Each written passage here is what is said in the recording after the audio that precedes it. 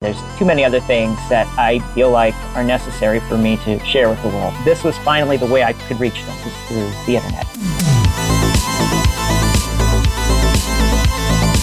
My family, we weren't well-to-do or anything like that. I couldn't really collect things. I didn't have a lot of toys or anything. But I had a pair of scissors and we got the newspaper. I would cut stuff out of the newspaper and I kept it in a bread bag.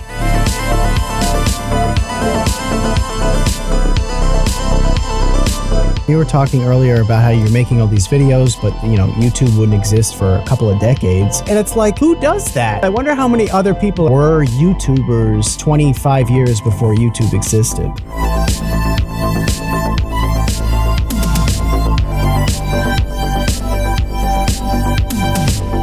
You have this Library of Alexandria that you can pull any fact of your life out of on a whim.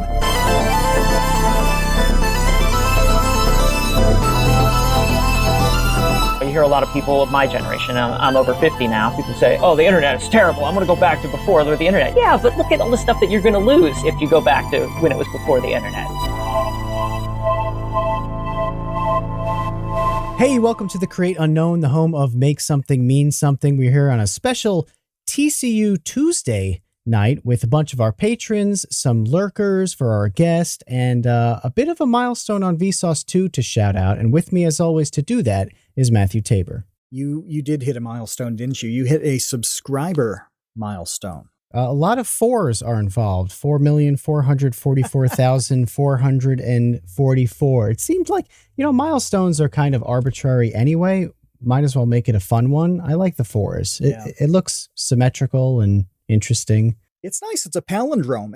And it's more significant to me than a million, because to get the next one, you're going to need that 1,111,000, et cetera, like to get the quints, to get the fives. Yeah, and you don't get anything for fives. There's no 5 million play button. No. There's nothing that no one cares. No one is interested in 5 million. It's a dud. It's a dud of a milestone. But what's crazy is, as we're recording this episode, you're going to hit another one with the 700 millionth view. So congratulations on that. That's a lot of watch time over the years. It's a big deal. Yes, it's a lot of my life for a lot of other people's entertainment, and I thank them, as always, for watching. But we have somebody who has spent a lifetime creating tons and tons of content for a lot of people to watch, and someone we've been talking about for a long time to have on this show, and it's finally occurring right now. Yep. And there's a third Kevin milestone, by the way, that does relate to our guest. 11 years ago today, December 7th, 2010, Kevin created the YouTube channel Vsauce 2, but by the time he hit the create channel button, our guest tonight had already been vlogging for over 25 years, having started recording himself in the 80s using a home camera, and he's still got all the tapes. Weird Paul Petroskey came to me through an old long-term relationship. He was the only good thing to come out of it. Maybe 6 years ago, a regrettable ex watched a beauty haul video on my YouTube account, and it murdered my suggested videos algorithm. But it did toss me a thrift store haul video from the man who would win 2017's Best Hair title in the city of Pittsburgh. I watched one, and I binged about 20 more, and I've probably seen about half of Paul's 1,100 YouTube videos. His latest thrift store haul included bandages covered with the poop emoji, an album from the Scorpions, and a Wampa figure from The Empire Strikes Back. But Paul really is a musician, though, and he's written over 700 songs and put out over 50 albums, all with a distinctly lo-fi vibe. He got to start with Weird Al-style song parodies. Nearly 35 years ago, he released the cassette tape In Case of Fire, Throw This In. He just hasn't stopped. He's mixed music with YouTube to make singularly memorable videos like This Guy's Got a Bone Disease and Peanut Butter Recall. But one of his most popular is one of his shortest. It's a 6-second Vine sensation that parodies Footloose, except of course it is Everybody Cut Fart Loose, Let Out Your Asshole Juice. The documentary will work for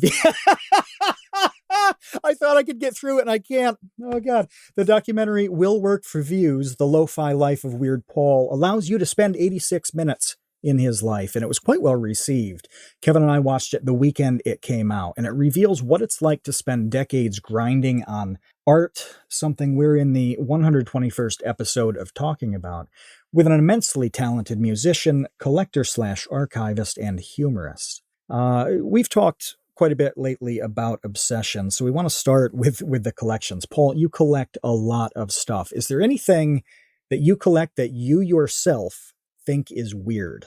Well, yeah. I mean, a good portion of the stuff I collect I think is weird, because if I know that not many other people are collecting whatever it is, then I think it's a strange thing to collect. If I'm one of the, if I'm one of the people collecting mostly collecting it, then I think that it's weird.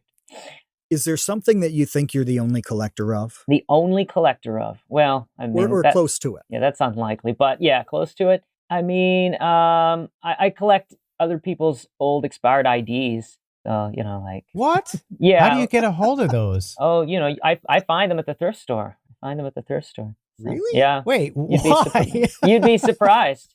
So... For sale? Yeah. So, I mean, we're not just talking about old driver's licenses. I've got like people's old like hospital IDs and like student IDs and stuff like that. So, when I get sometimes maybe if I have a night when I'm feeling a little lonely, I'll get those out and read them. So just paw through them. How much does an old student ID go for at the thrift shop? Yeah. Are we talking $1, 25 cents, 5 cents? Yeah. It's negligible. Yeah. A penny? That's what I was thinking. Like, what price Pennies do on we the put dollar, on an identity? You live your whole life just for Weird Paul Petroskey to trade a dime for your entire identity. That's right. Yeah. That's right. Sorry, everybody.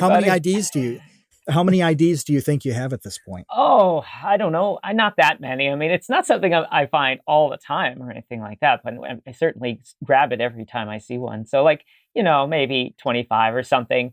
But I mean, I have the fake McLovin ID too, all that stuff. Anything I see.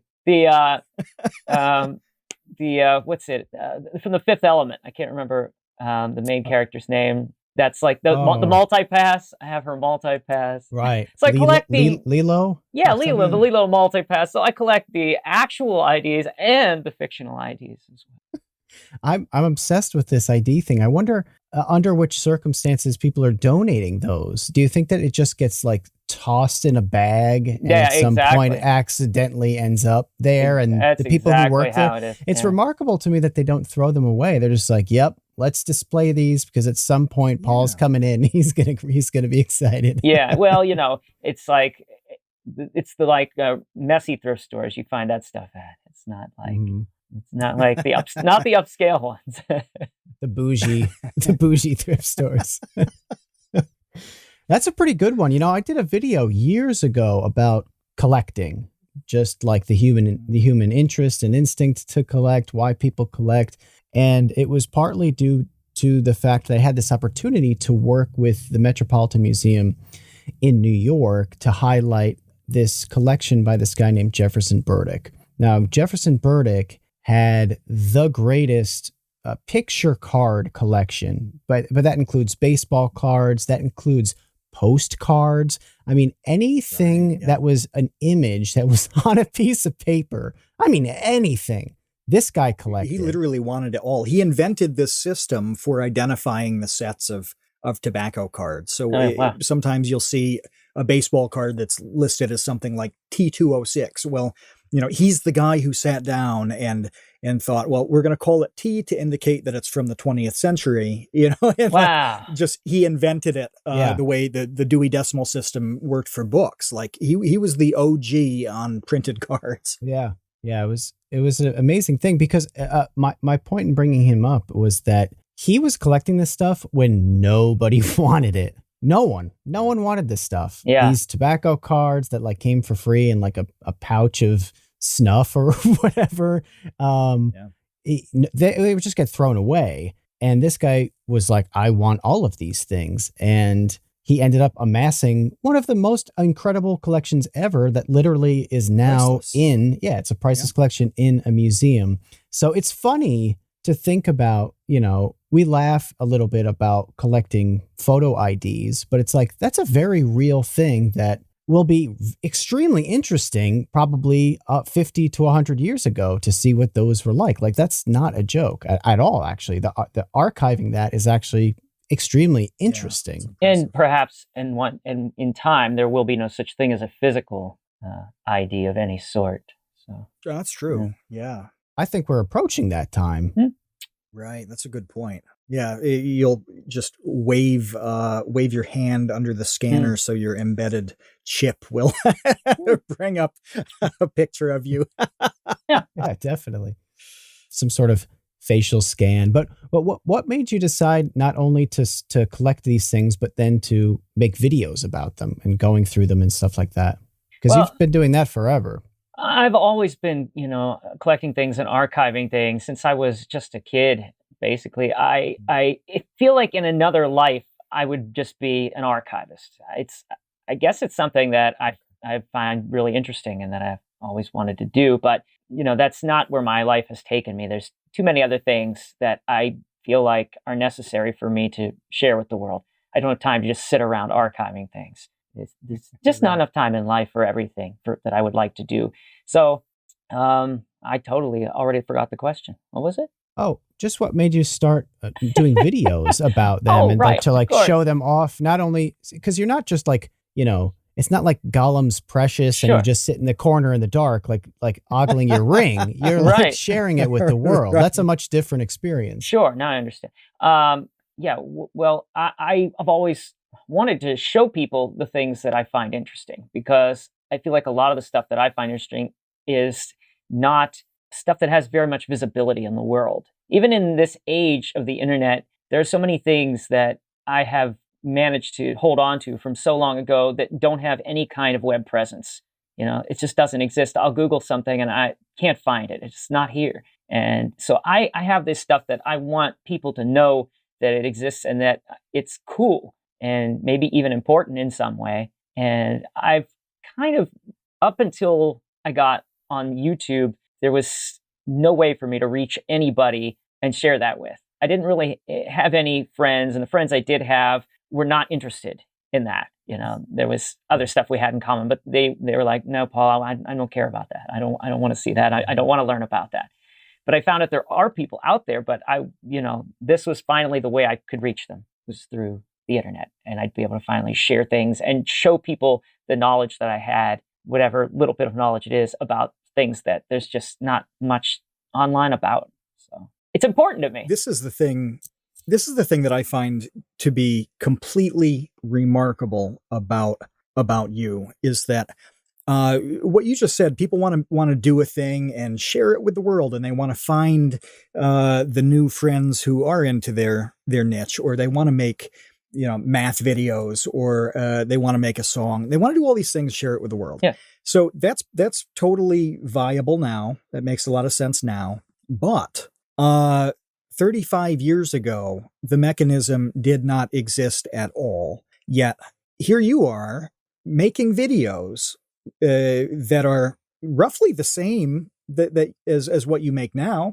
It's the same style of content that it would have been cool for all these people in the world to see, but there was literally no mechanism for anybody to see it, but you still did it. So how did it begin, really? That's what I'm getting at, is how did you decide in the 80s to get a camera, to turn that camera on and document the things that you documented? Okay.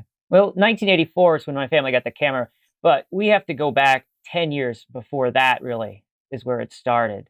So around 1974, my dad got one of those console things that is a console stereo. So it had a record player in it, had the radio in it. Yep. It took up like half of the living room, right? It had an 8-track player in it, but what it also had in it was an 8-track recorder. Not everybody had that. Wow. So he would buy blank 8-tracks and plug a microphone in, and we would talk and record our voices with the 8-track. So that was my first exposure to being able to listen back to stuff that I said and that other people said. And that was my first exposure to being able to archive memories. What did, it must have been your dad's idea to do this, if you were that young. What did you talk about with him? I mean, I haven't heard the tape in a long time. I'm not even sure if it still exists. But I remember I talked about what cartoon I was going to watch the next day, which was Scooby-Doo. And we talked about the toy that I really wanted, which was the Weeble's Haunted House.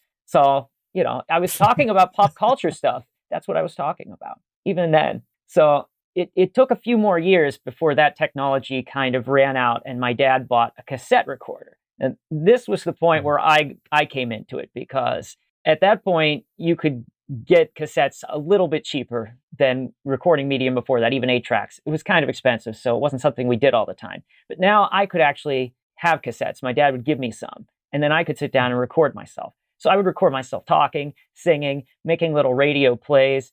I would tape stuff off the television onto the tape recorder, and sometimes even interact with what was going on the TV. So if somebody on the TV said something, then I'd talk back to them, do the next line, I'd make something up. Or if there was a song on the TV, after they sang their line, I'd sing up some nonsense line after what they said, so I could help them finish the song. So you invented TikTok duets. You invented TikTok duets 40 years ago, is what you're in an audio form, yeah. Yeah, literally. But the great thing is I still have all these tapes from over 40 years ago that I made. So I have all this untapped content still that people haven't even heard yet. But that was my start in the whole thing. So I had a lot of experience with that before we got the video camera. So it was really just an extension for me of what I'd already been doing, except now I had video too. I mean, I was really excited. I wanted to get a camera. I was vocal about telling my parents we need to get a camera. It was just expensive at the time. It was very expensive. My parents had to really save up to get that. But there were things that I saw that inspired me to want to make video content. Because, like you said, there's no medium back then for sharing it. But on television, I saw people making home movies, and they got their home movies showed on TV. One of the things I saw was a TV special in early 1984, and it was called the Homemade Comedy Special. It was hosted by Michael J. Fox and Angie Dickinson. And they had asked people around the country to mail in videos that they made at home with their cameras, and they showed them on television. So this was before America's Funniest Home Videos. It was like a trial run for that, basically. So I saw that and I was like, wow, what if I could get something that I made on TV? These people did it. They're just people around the country just like me, except I'm a lot younger. But, that was very influential on me insofar as I even tried to mimic the stuff I saw on that show on my parents' camera. That was just the hugest influence on me, watching that show and seeing that there were people making comedy and making music videos with their own camera in their own home. I didn't know this existed. It's on Charles YouTube. Kahn just threw. Yeah. He just put the link Charles did in the episode chat. Check it out. No, I definitely want to watch this because I had no idea that even existed. I thought you were going to say something like, I turned on public access and they played people's tapes that they sent in. I wish we didn't have cable until I was much, much older. I had no exposure at all to that kind of thing. I had no idea that there was a precursor to America's Funniest Home Videos. I thought that was the beginning of that whole thing, but clearly not. They were riding the coattails of Michael J. Fox and Angie Dickinson. Yeah, this isn't so much fails, though. It's not like a fail comp like America's Funniest Home Videos ended up being.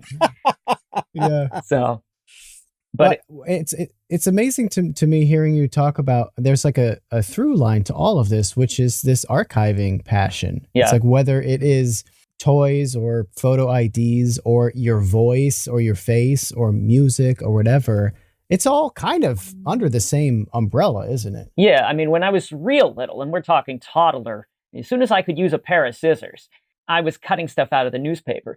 My family, we weren't well-to-do or anything like that. But, so there wasn't a lot of ways for me to archive anything. I couldn't really collect things. I didn't have a lot of toys or anything. But I had a pair of scissors and we got the newspaper. So I would cut stuff out of the newspaper and I kept it in a bread bag. These clippings that I'd clip out of the newspaper, I kept in an empty bread bag after we ate the bread out of it. So that was my first collection that I had. I wish I still had that so I could see what it actually looks like now. But that was something that got lost when we moved. But literally since I was able to actually be able to collect things, I was collecting. Wow. The thing that strikes me is that this is twofold. So you had this inspiration to do a thing, and it turned into being a lot of different things. Yeah. Music, and sometimes you just talking about things, So just all sorts of videos. But you have it all. Aside from this bread bag full of newspaper clippings, so let's say you have 99.7% of all of it, and I think that's almost its own thing, is to decide. I really need to keep all of this. I mean, what drives you to maintain all of it? I think now one of the things that drives me to maintain is how much I got rid of. So everybody thinks I kept everything. And literally, I hear that all the time. It's not that I kept everything. It's that I kept more than you did. You kept almost nothing, or you kept absolutely nothing, or your parents threw out everything. All right.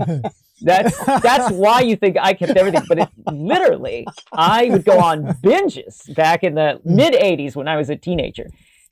When my late teens, I would just go on binges throwing away stuff that I had saved. And now I really regret it, because that was like the really rare stuff that you'll never see again. Like for instance, back in the early 80s, every day in the newspaper for a week, they had like a page ad saying National Pac-Man Day is coming up. And I threw them all away except the one that said today is National Pac-Man Day.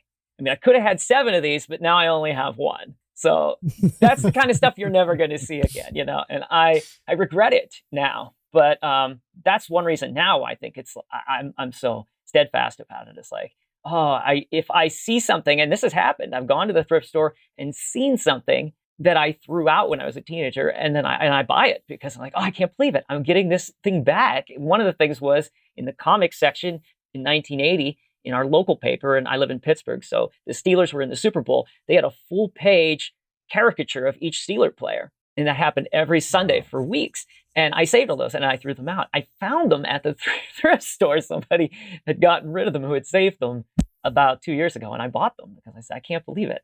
I thought that these were out of my life forever. So I'm trying, if I could replace all this stuff that I lost, I would. But what an amazing coincidence that someone else also kept those Steelers caricatures. Only and here, then you found it and then was able to recollect it. I live a charmed life.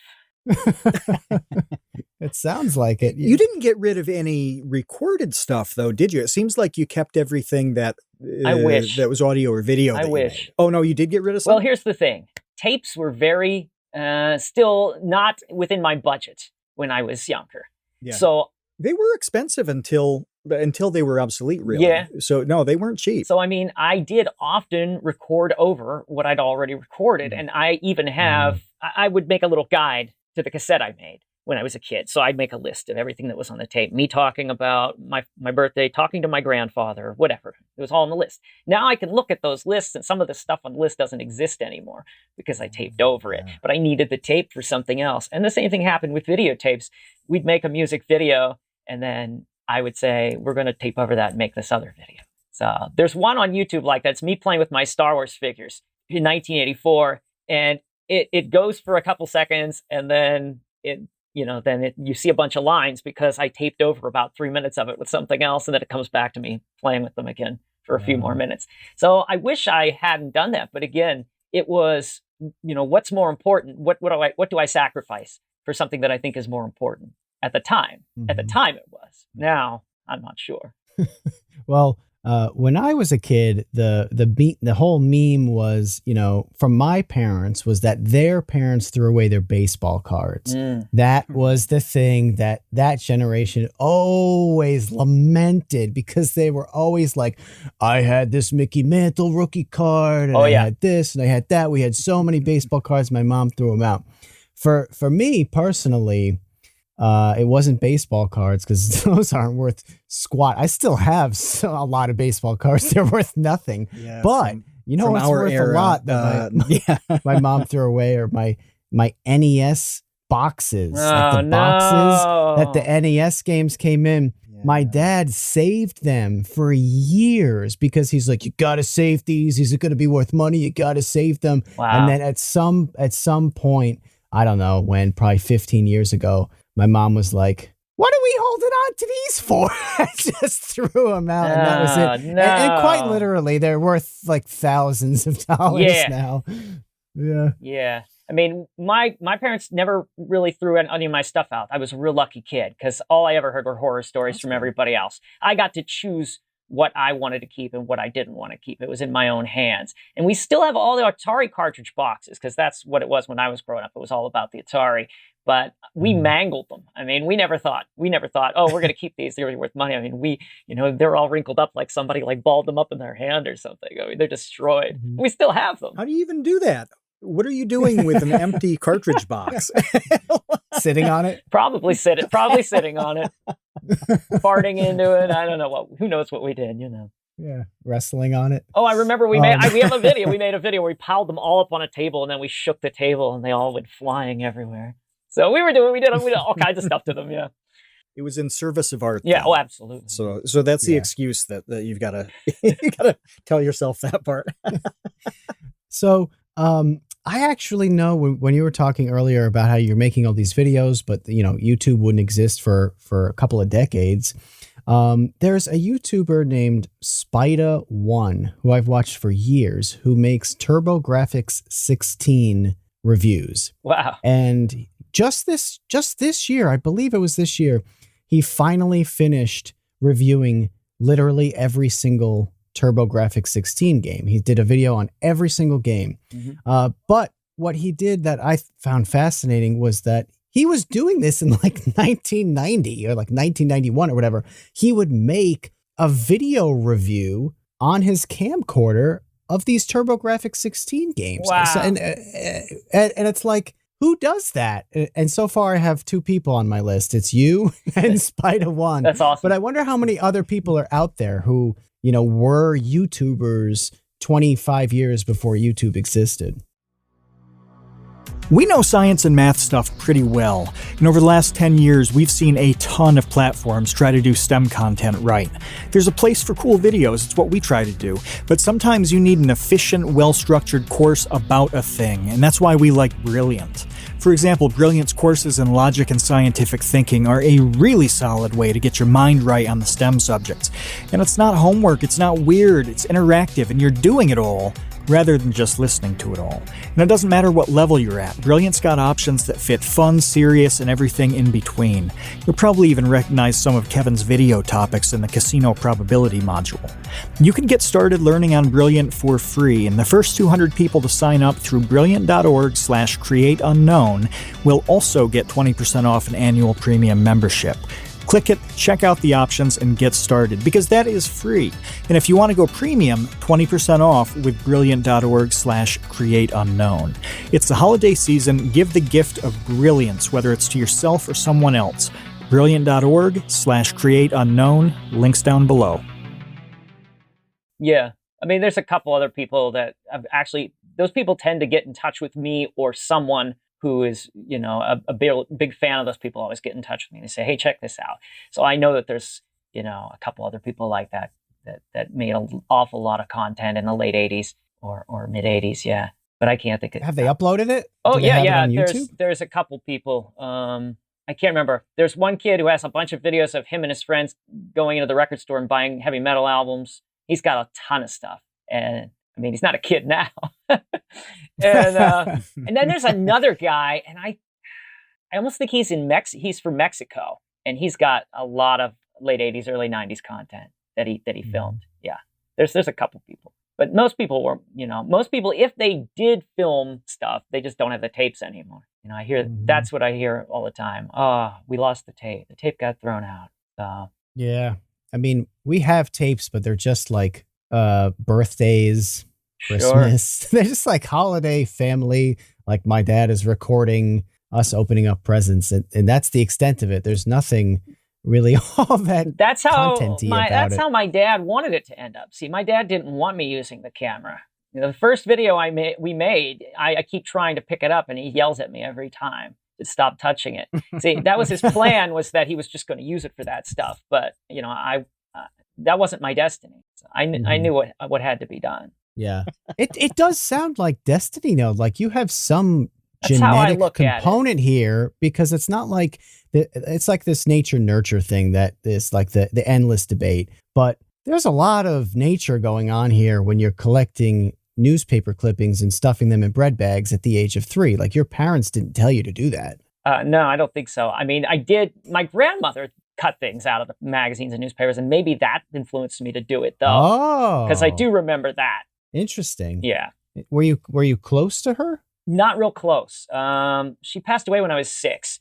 So my time with her was pretty limited, and I don't really remember her that well, to be honest. So I don't think, she watched me periodically while my mom was at work and things like that. But I don't think I got close enough to her that I have more than like 10 memories of her. So, Yeah. Well, maybe she was carrying that recessive gene. that could be. That could be. The collector gene.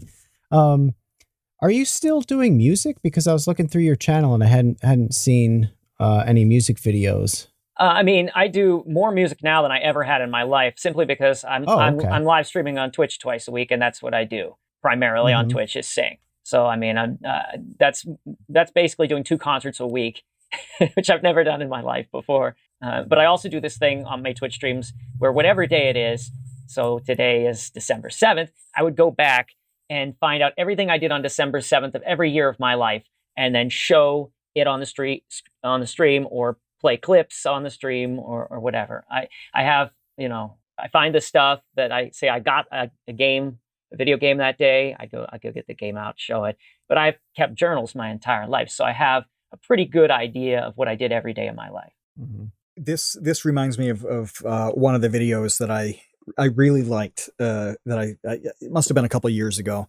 You made a video about all the pairs of glasses that you've ever owned, right? And you've got these little stories about each trip to the optometrist. So it's not just, here are the glasses, take a look at them. I had these in 7th grade. No. It's like, right. Well, that's the difference. Yeah. Showing the glasses is not very interesting. What I've done is made content. So you can sit there and show the glasses. Nobody's going to watch that, really, because that's not very interesting.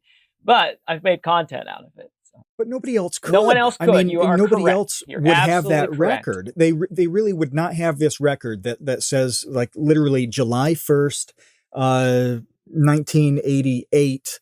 At 2:30, I went to get this pair of glasses, and then we I tried to get my mom to stop to eat here, and she wouldn't let me. And like it's that level of detail that you're just pulling this out from 35 years ago, and there's nothing else like it. And I remember the first time I saw a video of yours that was like that showed that, I remember sending it to Kevin and just being like, there's literally nothing else like this on the internet. Not to this degree. There's a lot of good archival stuff. You talk about all these people who made good things like that back in the day, and now they're doing cool stuff with it. But there's nobody who's got access to that detail. Like, you have this Library of Alexandria that you can pull any fact of your life out of on a whim. So it's nuts, absolutely nuts to say, like, in the intro that I put in, it's a complete coincidence that Kevin registered the Vsauce 2 channel on this same day of the calendar. And it's a complete coincidence that we happened to notice that the other night when we were looking at that subscriber count. That's probably the only non-Pearl Harbor December 7th thing that either of us could name ever, right? And you very casually are like, I could give you 25 things right now. Exactly. Yeah, you're like, April 22nd. Let me consult the records. I just mean 25 things on December 7th.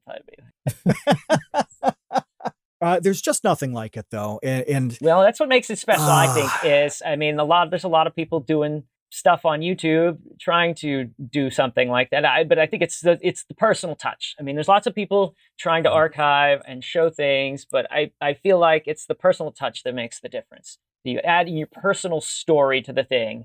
If you can do that, which I can, I feel like that makes a difference, because that's the human connection that other people. I feel like one person's memories sparks another person's memories. I feel like I'm bringing somebody else's memory back to them when they see something and they say, "Oh, wow, I forgot about that." I think that's important, because I feel like that memory is being in touch with the younger person that you used to be. And I think that that's important, to stay in touch with that person. Are these memories accessible to you because of the journals, because you have it written down, or do you also have something of a photographic memory? Because I got to tell you, I don't remember anything. My memory is terrible, really. I mean, okay. I'm glad I have all that stuff written down. And the good thing is that a lot of times when I read something, it'll bring back a little bit more of the story that I didn't write down because I have that stepping off point. But then again, there's other stuff that I wrote down. I looked back in 1984, I wrote something down and I'm like, what in the hell does that mean? I have no idea now because it wasn't enough information. I said, what were you trying to tell me? I'm sure it made perfect sense. What are you trying to tell me? Yeah, I can't make any sense out of that, you know? So now when I write at the end of the day, when I write down what happened every day, I write a little more detail about it because then I'll remember what I meant. Mm-hmm. This is a really important thing in like general historical study, by the way, that people look at old documents, and you're talking about something that's in terms of history, not very old, and you yourself wrote it. So there's so much trust placed in something like a letter or some kind of record that, let's say it's 200 years ago. I have a bunch of that stuff myself. And you look at it and you read it and you have to accept that you really don't have any idea what those words on the page mean. And the fact that you wrote something that you were in the habit of keeping track of these things. And now a few decades later, you're unclear on what that thing was. Right. What hope do you have to pull this little entry out of 1841 and have full confidence that you know what it means? I like it when I did history stuff in the past. I'm like, you've got to be more humble about this. You've got to have that realization like you had that this stuff is going to be imperfect. Oh yeah, it's such a cool example. Yeah, that it is fleeting, and for whatever reason, you didn't include those things that you now remember. Yeah. The things that you wrote down are as important as, or the things you didn't include are as important as the things you did. You got to keep in mind too, and because I found this out personally, that your memory is actually quite faulty. So you might remember something from when you're younger and you would, absolutely bet money on it, swear to God that that's when it happened, how it happened. And I've found a couple instances already where my memory was completely incorrect. I was proven wrong, even though I swore that I was correct about something that happened in the early 80s. So your memory is not going to be perfect. There's details that you're going to swear you're right about, but that, you're going to find out that you were not. So even that is, even that's not perfect. I wish more people understood that because that is completely true. And it goes through like all different walks. I mean, to really important things to completely trivial things. I'll give you an example of a completely trivial thing that occurred with me recently. Is that my sister and I both are watching the Great British Baking Show. And one of the co-hosts on that show is this comedian, Noel Fielding. And for some reason, I had it in my mind that Noel Fielding dated Amy Winehouse before she died. And I was adamant about this. And I was like, I don't follow celebrity gossip. Like, I'm not interested in that. And she does. So it became this whole thing where I am like, how do I know this, that Noel Fielding dated Amy Winehouse and you don't? How do you not know that? Oh my God. I'm like aghast that you're so out of the loop on this. So then I spend 4 seconds on Google and I'm like, Noel Fielding never dated Amy Winehouse. Like, I don't even know where I got that. I completely just made it up, I guess. And I was positive that this was like, I found one article that was like, they were kind of friends and would like party together-ish sometimes, I guess. But they weren't in a relationship. And here I was like absolutely sure that they were like engaged to be married before she like, died. And I was just completely wrong. And I think people would be amazed at how often that happens where we're like, I definitely know XYZ. And then you look it up and you're like, oh man. Yeah. And it does take like some level of humility at least to say, yeah, it does. I was way off. Yeah, it does. Yeah. I was definitely wrong. That's something that I don't think, we have pretty detailed demographics on who listens to this podcast, we have a sense of age ranges and things like that. And it's not like nobody our age listens, but the vast majority are substantially younger than us, right? And I don't think a lot of people understand the way this works because they simply haven't lived long enough for this to happen. Exactly. Like after a while, it happens a lot where you have these Amy Winehouse situations. You have you've seen enough journal entries that are different. I've been watching football each Sunday lately, and when a team is way behind and there's 2 minutes left, frequently the commentators will reference this game in the early 90s where the Bills scored 3 touchdowns in like a minute 44 and beat the Oilers. And I used to be 100% sure that I was watching that game on TV, that I remember it so distinctly, to the point where when I go to a live sporting event, I have left once in my life before the buzzer, before the whistle, only once because I had to. I cannot bear the thought of the craziest miracle ever happening in the last, however many seconds. That's because I watched that game. That's how ingrained it is. Well, at this point, I'm slowly, like each year, I lose a few percentage points of confidence in me actually having watched that game on TV. I can't verify that I did. I probably did because the Bills would have been on TV in my market. I grew up in upstate New York. Like that makes a lot of sense. In the winter, I was home. I was like 9, so like I was doing nothing on Sunday. So it kind of adds up, but I can't prove it. And it may very well be a thing that, now that it's been 30 years, I might have convinced myself that I did this completely mundane thing that maybe I didn't. Maybe I just saw SportsCenter the next day. I don't know. I can't prove it at this point. It's weirdly unsettling when you realize that can happen. It is. It is. I mean, when I had this happen to me a couple of times recently, it really makes you doubt everything for a moment. One of the things was that when my family moved, we moved in 1980 to a different house because my sister was born and we needed more space for the family.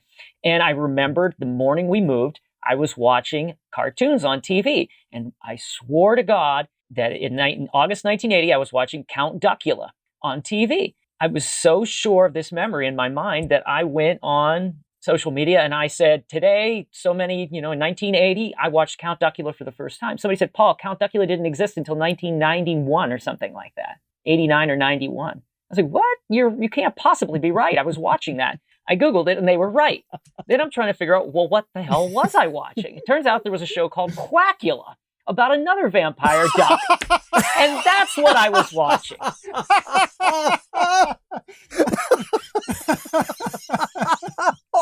Oh my God. This is how it works, though. It's so funny because of how absolutely perfect this example is. You do hear like people say things, so let's pull a Pittsburgh one. How many people back in the day said that they attended the Steelers game with the Immaculate Reception? It's like 500,000 people who say that they went to this game. Like over the years, the number grows. And I bet quite a lot of people who weren't there have lied to themselves long enough, or just simply have it ingrained in a different way that I was in the stands that day. It's such a strange, odd thing, and there's so rarely any way to prove it wrong. What I love about you talking about this stuff is that I can't go back to a journal and say, and see that I saw the Bills pull a miracle. I can't do that. You can verify whether this thing in your head was reality. A better percentage of the time than most, I would say. Yeah. Not with 100% certainty, but yeah. Yeah. And that's it's a very modern phenomenon that you could go and pull up a Facebook post from 10 years ago and see what you were doing. Exactly. I always say that this is the kind of stuff now that's commonplace. That and making and photographing yourself and making a film of yourself. There's a cutoff point where you say, from this point on, this is very common. There's lots of footage from this year on of people filming themselves. But then the further back you go, the percentage gets smaller and smaller until there's none at all. So, Do you think this is a good thing? Like on the balance, on the whole, is it a good thing that we can do that with everything now, or is it better to have a little bit of mystery? I mean, hey, one of the cool things about what we're talking about is that bad shit can disappear. Like you could have the most embarrassing thing happen to you in your life, or the worst day of your life.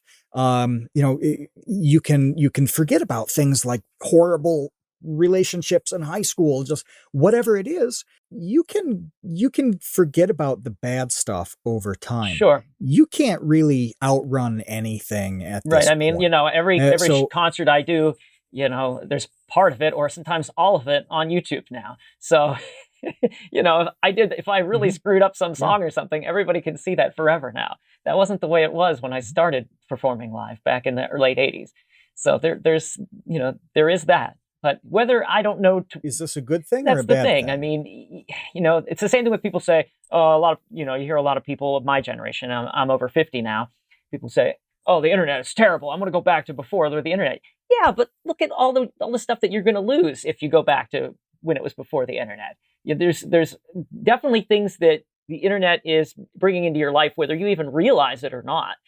Some of the stuff that you wouldn't be able to go back to being without. So I mean, it's hard to say. There's good things and bad things about everything that changes, and it's really difficult to dissect it that closely, where you could say we could do without this, we could do without that. If you get rid of something, you're getting rid of part of that is something that you really are going to be getting a positive outcome from. If you get rid of something with a negative income, there's still something in it that you're going to lose.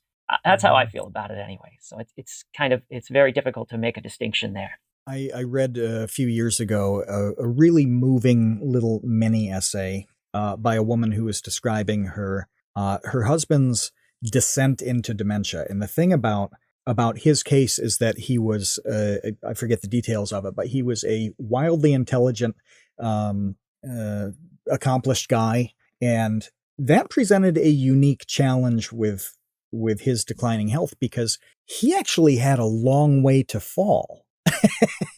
And there's a difference between somebody, so for example, finding the right word becomes increasingly difficult throughout dementia. Well, it's probably tougher to deal with that when you have a vocabulary of 20,000 words as opposed to 4,000. So there are all these pluses and minuses of, I'm sure it was, he had this great life with tremendous talent, but at the same time he found himself in a spot where it was a little bit tougher for him to deal with this thing because of that. And I can't come to a solid conclusion on whether all of this stuff is a good thing. And I look at somebody like you and I think 30 years ago there was no mechanism for everybody to see you. We never would have known, right.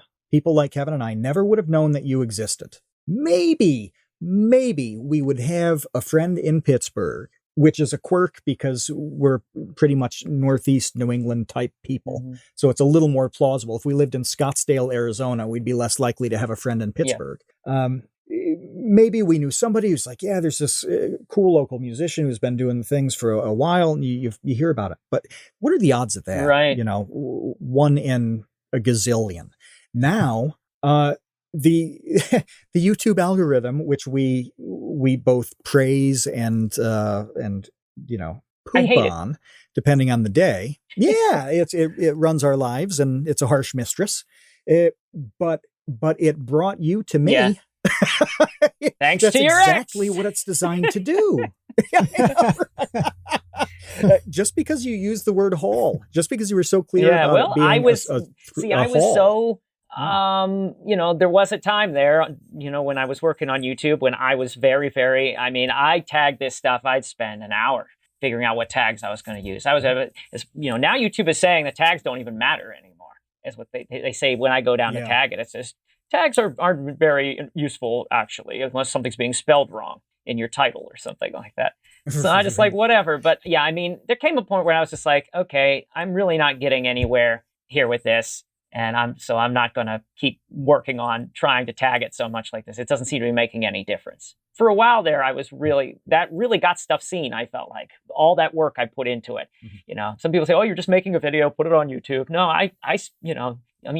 you spend a lot of time trying to figure out how to get your stuff seen. And like you said, back then there was no way to get in touch with people and see. That's really, for me, it's very deeply rooted because in the late 80s, early 90s, that's when I started my music career. And so I had an album come out in 91 that was actually available all over the world because it was on a indie label. And that was the thing, was how do you get people to find out about your music back then? Unless you were big enough to get some major airplay or something, or you could get a video on MTV, there wasn't much hope. Right. You could tour around the country and find little pockets of insane people here and there that would come and see you. That would think you were cool or whatever. But, it was just, that's what it was. It was like, how do I get this out to people? Now, the internet is the gateway to everyone. So, I wouldn't want to leave that behind. I wouldn't want to say that's a bad thing, that everybody can see everything now, because no one would ever be able to see me. This reminds me of you detailing your attempts to get stuff out, like when you were real young. You did a submission to Dr. Demento, didn't you? I did. And I feel like Dr. Demento wrote a letter back. Is this an invented memory? That's now true. You've got me second guessing every Weird Paul memory I have.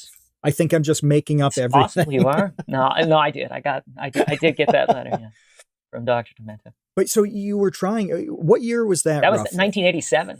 Okay, yeah. So you were at that point thinking, I got to do what I can to get my stuff out here, because otherwise I'm in a living room in Pittsburgh and there aren't very many people to hear me in this living room. I mean, I was trying. I mean, I sent my tapes to the local college stations and stuff like that. They started playing them.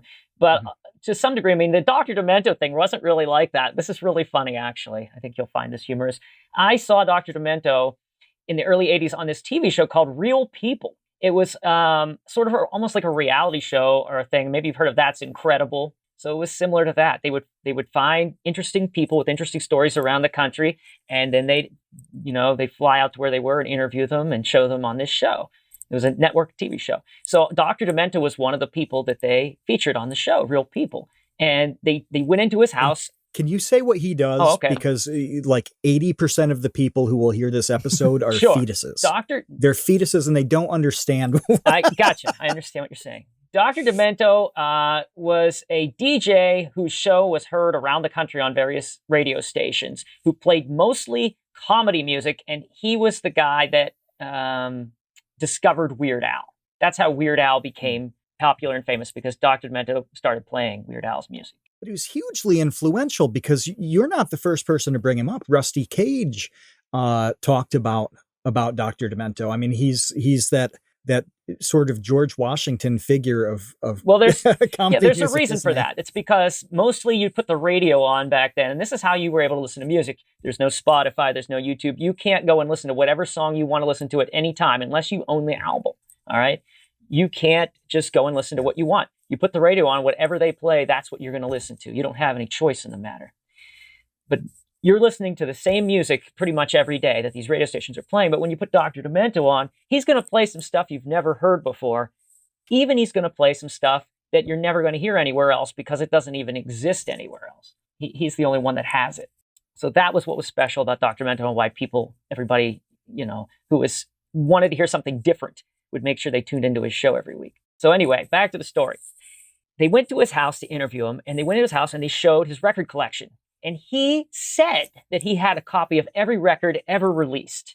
Now, whether that was absolutely true, that he actually owned every album, I don't know. But I guess any album that come out, he would get a copy of it, automatically get a copy and put it in his collection.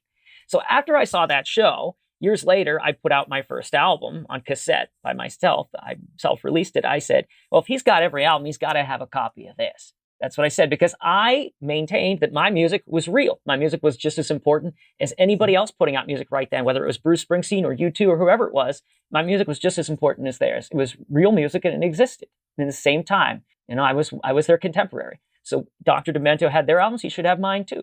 That's why I sent my album to Dr. Demento. not because I was expecting him to play it necessarily, because I wanted to make sure he had a copy for his collection. Because he was a collector. That's awesome. That's the archivist, isn't it? Yeah.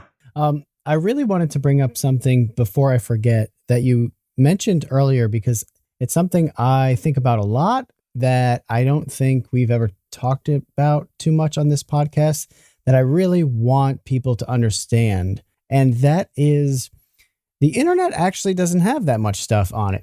Like, you have to bring things to the internet, and there's a lot of things available in the whole history of the world that you could bring to the internet if you were so inclined to do the work. Because I get asked constantly where the topics for Vsauce 2 come from. Like, where do you find these math games or these paradoxes or these stories or whatever? Like, I've never heard of this stuff. It's like, here's the secret. They're called books.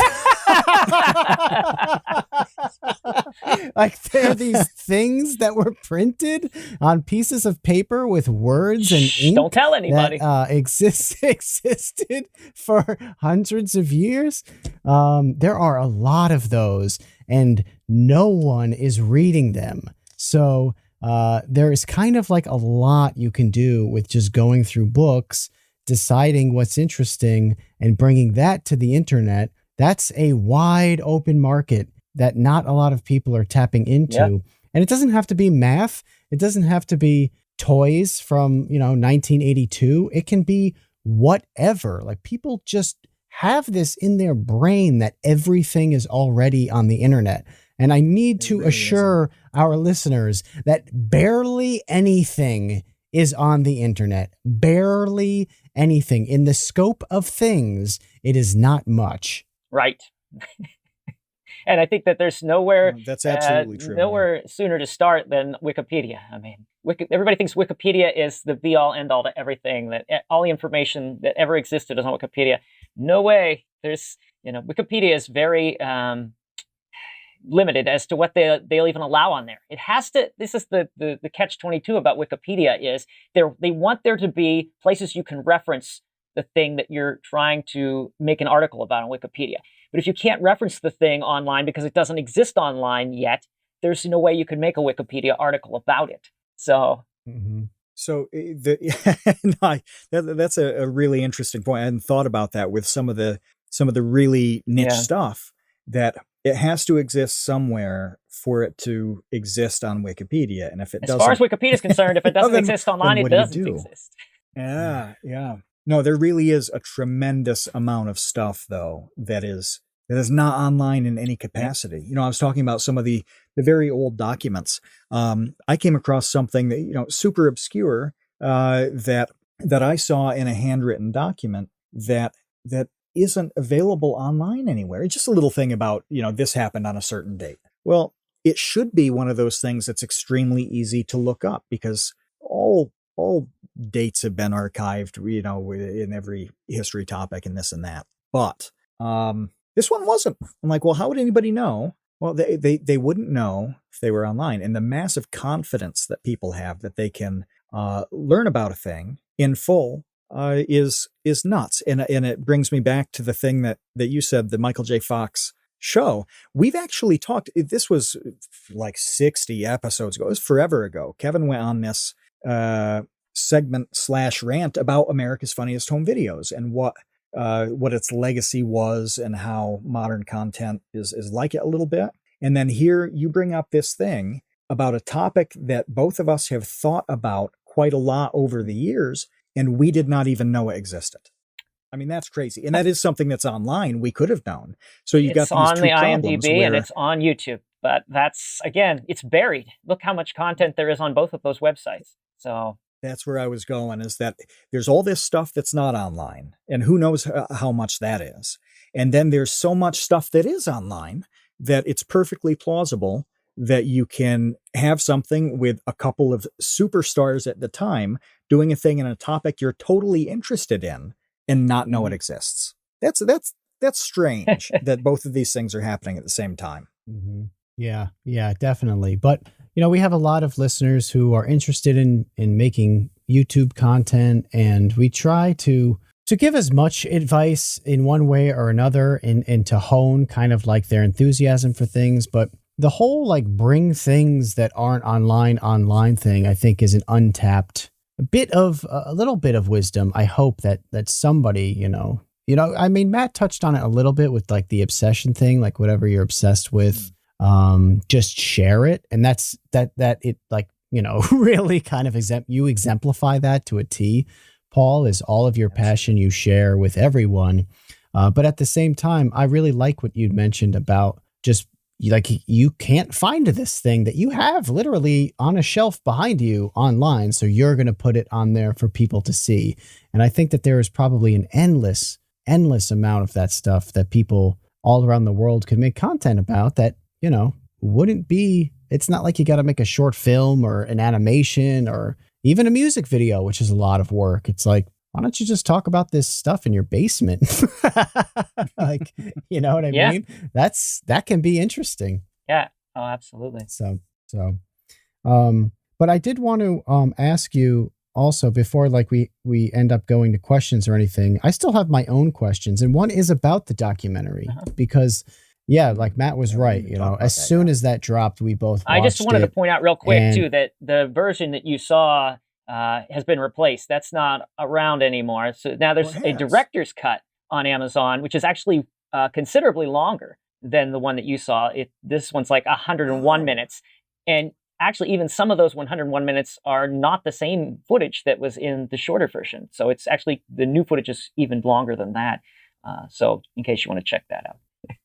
That was going to be a question I had because you can't stream it on Amazon Prime anymore. So you're saying that the one that the physical copy, the physical DVD you can purchase is actually different? No, what I'm saying is that there is on Amazon now the director's cut. You can't watch that one. It's not available anymore. But if you may have to type in director's cut after the words Werewolf Reviews, and then that one will come up. Oh, okay. We'll pop that in the description for this. Were you happy with how that turned out? Because I every time I watch something that is really about one person, where it shows all different facets of their life and what they do, and the documentary did a good job of showing the things that were going well, the things that weren't going well. It was very realistic, and I so distinctly remember telling Kevin about this, like, hey, somebody just really captured the ups and downs of the grind on the YouTube stuff. There hasn't been anything like this yet. But when it's about the one person, I always think, well, did they feel like, were they happy with it? Did they feel like it was the representation that they would have made of themselves? Well, when someone else is in charge of the story, and someone else is going to put their spin on it, they're going to make it their way, they're going to tell the story the way that they decide to tell it, then it's never going to be 100% what you would have shown. And whether that's good or bad, if you were in charge of your own story, perhaps, maybe it would have been inferior in some people's minds. I don't know. But since I didn't direct the movie and I didn't produce the movie, there's going to be times when I say, oh, I would have done that differently, But, I mean, I went through with it. When they asked if I was interested in there being this documentary about me, I said, absolutely, because I needed there to be another way for me to get through to people, to so I get more people to find out what I was doing. Because, it's been it's an uphill struggle trying to find your audience on the internet, because I'm not going to appeal to everyone that's out there. I have a niche audience, so I need to find those people, and that's another thing that I could use, was to have somebody help tell my story so that people would find it. So, there's no way I would ever say that it was a negative thing. The story the way it is, it's great. Well, people did like it. I mean, the reviews are. I think Amazon does half stars. They don't have points very often, I don't think. It's like 4.6 stars with 70 some reviews. I mean, it's a lot of my fans. It's a substantial number of people saying it's good. For sure. So that's great. Yeah. No, it really was quite Thank good. you. And I'm surprised there haven't been more like it. Yeah. More documentary looks with all the different people who are on this platform. They do the stuff like, there's some YouTube originals, I think, that that take the hyper popular influencer types and follow them around a bit. But I don't actually want to see them. I don't care at all about some 17-year-old who is charming on camera for 10 seconds. I don't care. I want to see people like you. And I want to see people like Kevin. I feel like I'm very honest about myself, and I don't try to hide behind anything. And I feel like a lot of people you have to be very, very comfortable with yourself, and you have to have a lot of courage to just let yourself be out there in front of everybody, to just see you as you are. And not everyone, even people who are used to being in front of a camera and they make videos all the time, not all of them still would have the courage to just say, come on in to my private life, come on into my house, follow me around, see what I'm doing, see what the hard part of this is, see how heartbreaking this is sometimes, see how hard life can be. And, it's not, you just watch me on YouTube sometimes, think, oh boy, he's having a great time every day. That's not really the reality of the situation, though. Not to bring everybody down, of course, but, that's what it comes down to. I don't feel like a lot of creators would be okay with that.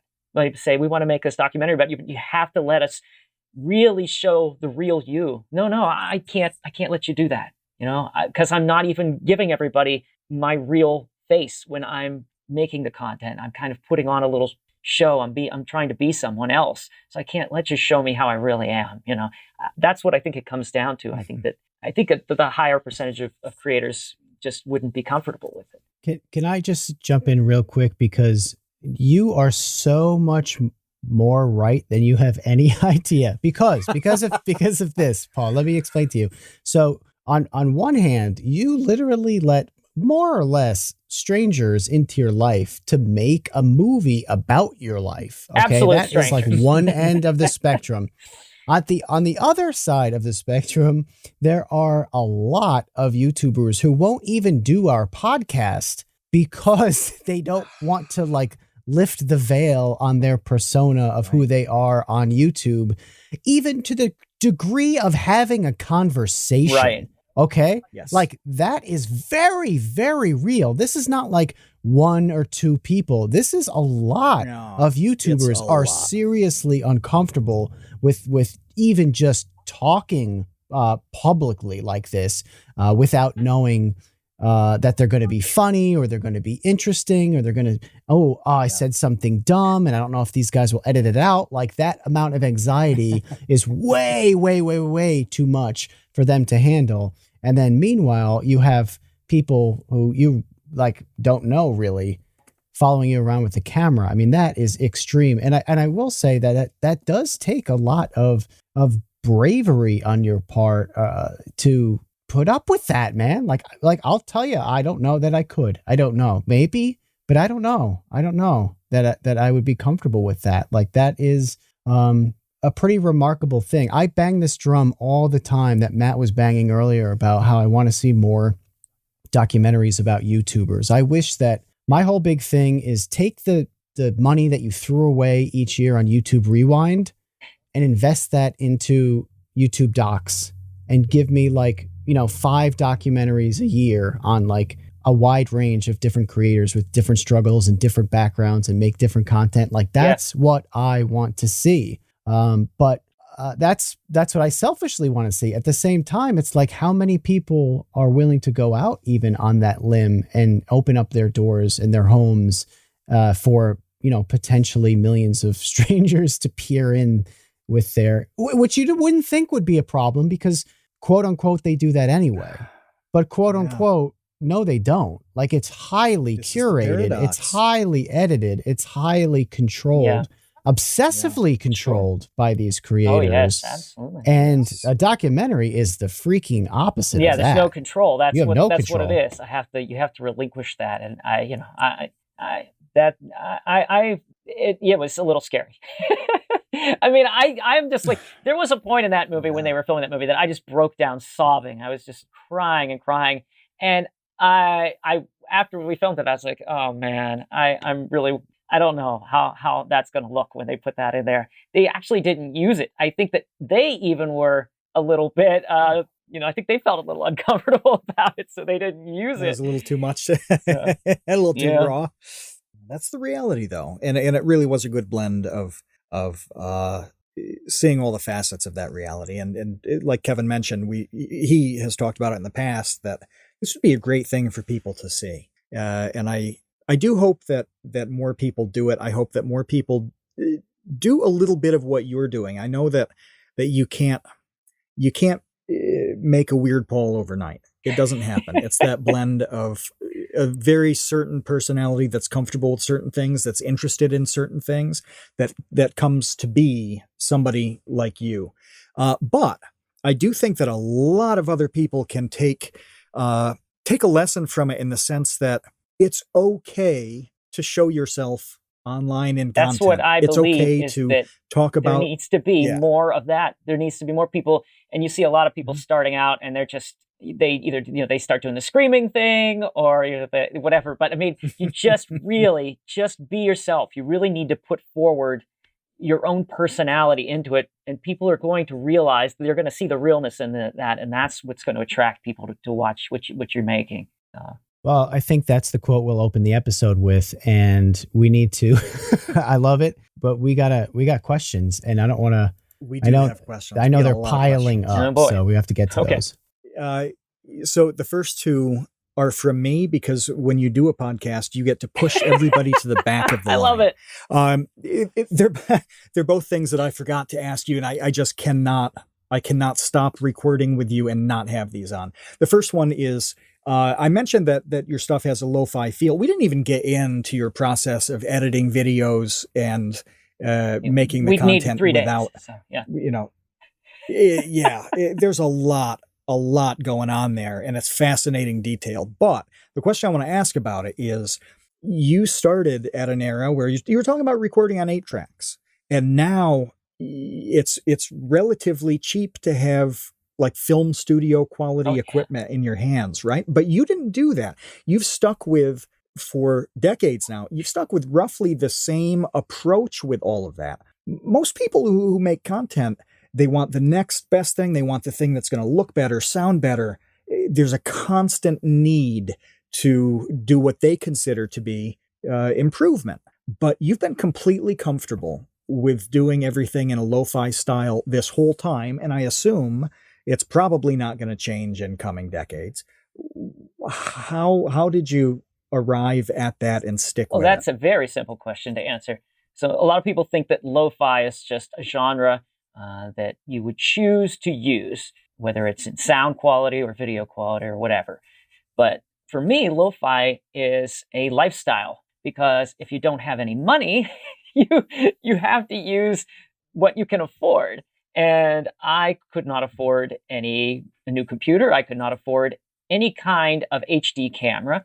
I had to use what I already had in my hand here when I got onto YouTube. And all I had was the camera that I was used to using, the kind of camera I've been using my whole life, which is just a regular old camcorder, analog style. That's what I had to use, so I'm going to use it. That's the answer to the question. It was because of necessity that I started doing that. And what I found out, of course, was that was what made what I do special. It gave it that extra little specialness, that extra sort of humanness to it, that it is not like everything else. And it doesn't look as, I feel it doesn't look as, what is the word I'm looking for? It doesn't look as sterile. It doesn't look as sterile as everything else. And that applies to music these days too.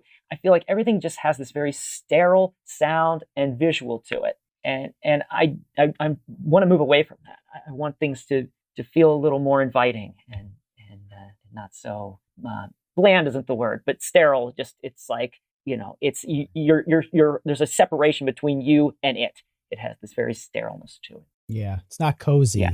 I like that. Well, the second question I had is a much simpler one. Tragedy strikes. I don't know what this tragedy is. Let's just call it Armageddon. Okay. But it happens. You've got to run away from your house. You can only carry one thing out of everything that you've collected. I figured you would have an answer. I really hoped you would have an answer, but you can do one thing, take it with you. What's that one thing going to be? Well, I mean, if by one thing you mean actually only one object, and that's more difficult. But one object or one Right, collection of what objects. So, for example, see, I've if there's always like a binder of something, you can take right, the whole so I've binder. always narrowed it down to either my journals or the original VHS tapes of the home movies that I made in the 80s. And I'm not 100% sure what I would actually grab, what I actually go for. Might be what I'm the nearest to. I don't know. But the thing is, a lot of those tapes have been digitized. Not all of them, but a lot of them have. And so that stuff does sort of still exist in a way, but the journals don't. And that is so much. I would need that to write the book about my life. I would need those. Well, this aligns into the first question here from Charles Kahn, which is how you feel about digital archives versus physical media. He says reading a book or a comic book on a screen doesn't feel the same to me.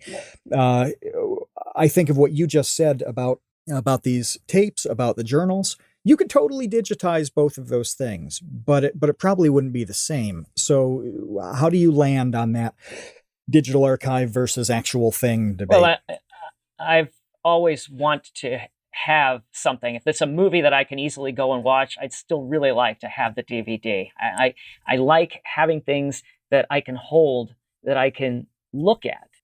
I feel like I appreciate something more if it's in my hand, and I have this kind of a connection with it, which is not the same connection that you get from looking at something on a screen. That's how I feel about it. Plus, you never know what China's going to alter.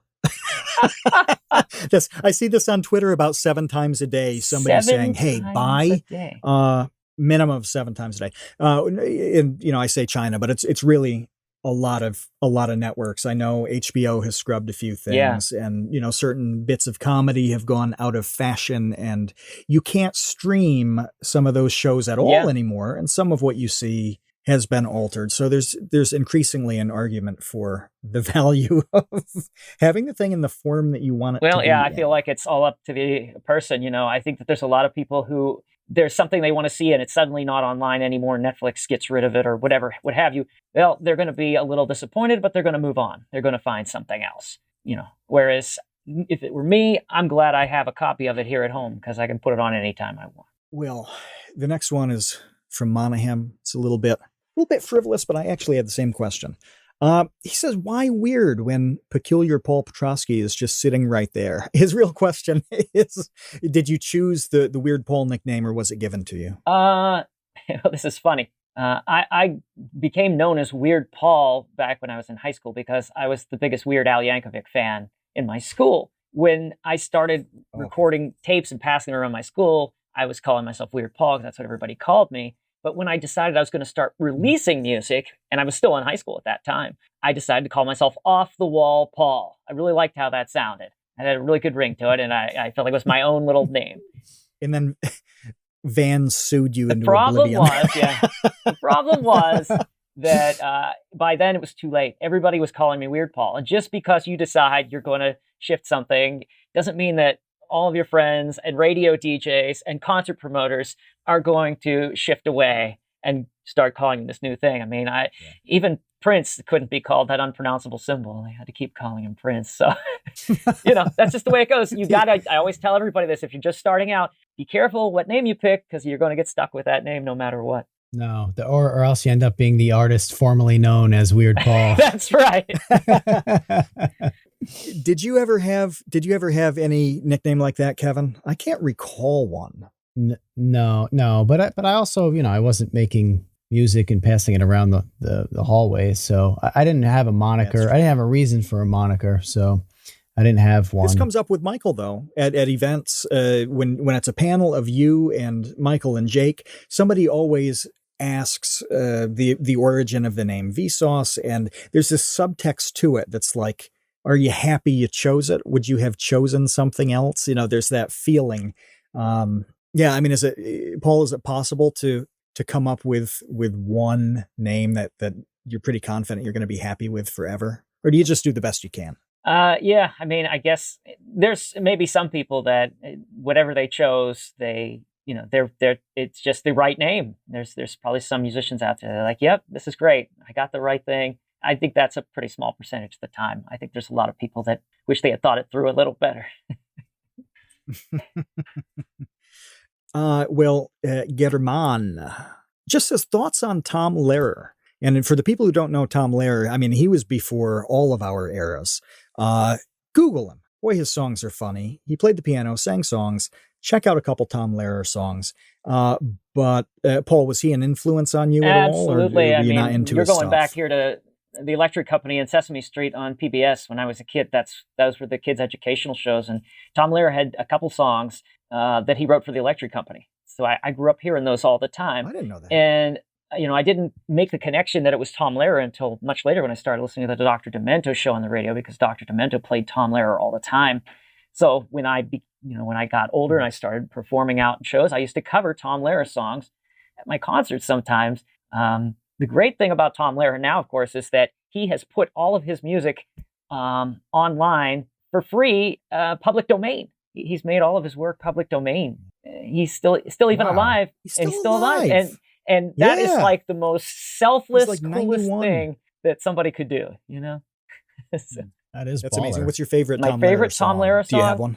is the song L.Y. That's one of the songs that was on Electric Company. It was about putting the letters L.Y. at the end of a word to change the meaning of the word. And it's a really great song. Well, ridiculously witty. Are you a fan of his, Kevin? I didn't listen to him much growing up. I think I would be if I did, but it wasn't part of my upbringing, so I missed out on that. Not mine either. I didn't hit any of that until I was like 21. Mhm. It sucked. I should have gotten it at 7. So Dan the Latch, let's see which one we want to go with first on this. Actually, let's go technical. What's the process that you use for archiving VHSs? I just have a DV converter. It's a little box, and you plug RCA cables or S-video into one side of it, and then the other side of it plugs into a port in your laptop. So you just import the tape, and you have to use some sort of an app. I use iMovie to do it.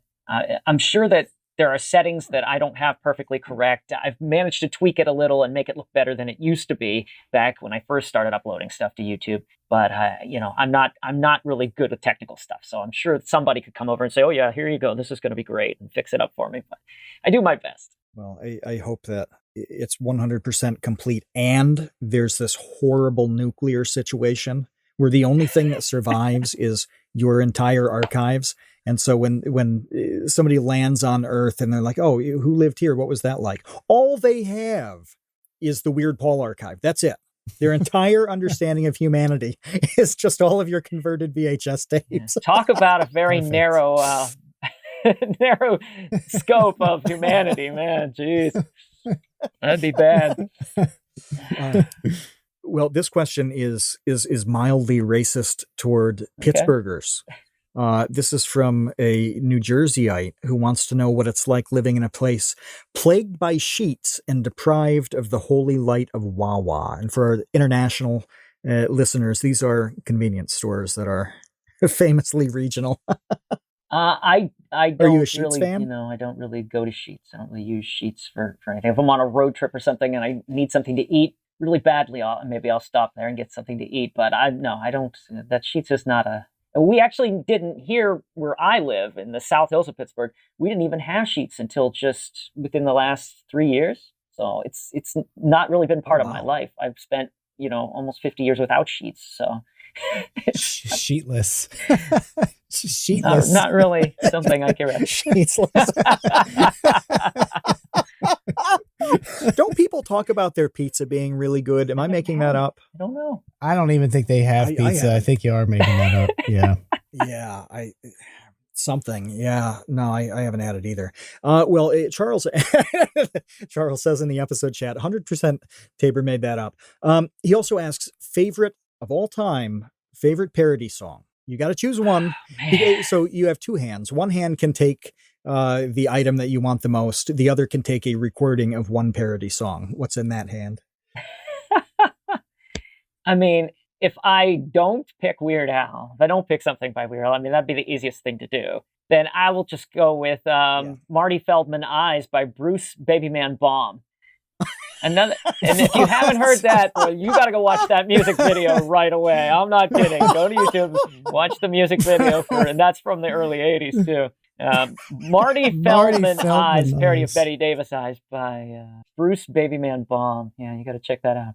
Now, Just from the title, wasn't and Marty knowing the Feldman parody, yeah. Igor from the Mel Blanc's From a Young Frankenstein. That's Young that's Frankenstein correct. film? Yeah. So for those just listening on audio, he had very big bulging eyes, and his name was literally Igor instead of Igor, the Mel Blanc parody of Frankenstein. I haven't heard that song, but it's in the episode chat Good. now. Definitely have to It check is, and that out. we should pop that in the Very in the happy to description provide that. on this. I want to throw a quick addendum on this because we asked last week. We asked Your Movie Sucks. We asked Adam if there was one indie film that would get somebody who's not familiar at all with indie films into the genre. What would you suggest to them? I want to do that with you with parody songs. Imagine you meet somebody who has never heard a humorous song in their lives. What's the first song you would play them to introduce them to the genre of parody Well, that's songs? a good question there, because it would have to be something. Here's the problem with parody songs. If you're not already familiar with the original, it's not going to do you any good. And I speak that from experience, because it got to a point where Weird Al was starting to parody songs that I hadn't heard. All right. Because he's parodying songs that I don't listen to pop radio anymore at my age.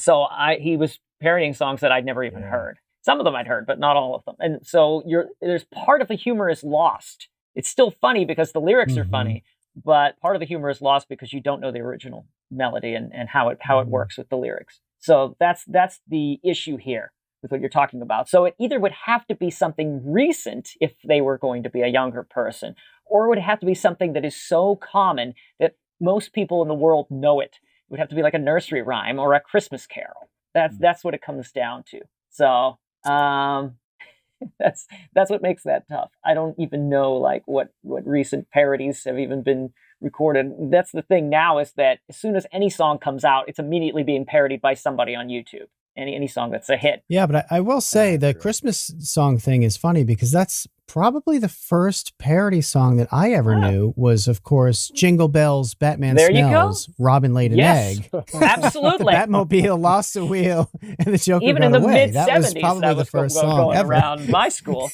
All right, so you got a point. I wonder if kids still sing that song. I tell you what it should be Fart Loose. That's what it should be. That's what it should be.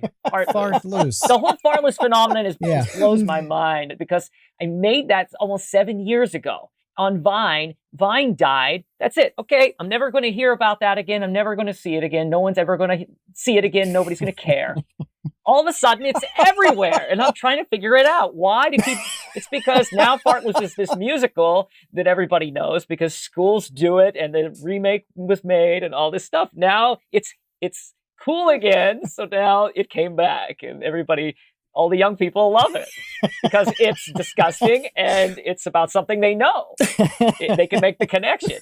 Perfect example of what I was talking about, with the parody having to be something that people can reference. I do want to see a reaction video of somebody hearing the Fart Loose clip for the first time, but they have no idea what Footloose is. They've never heard the song.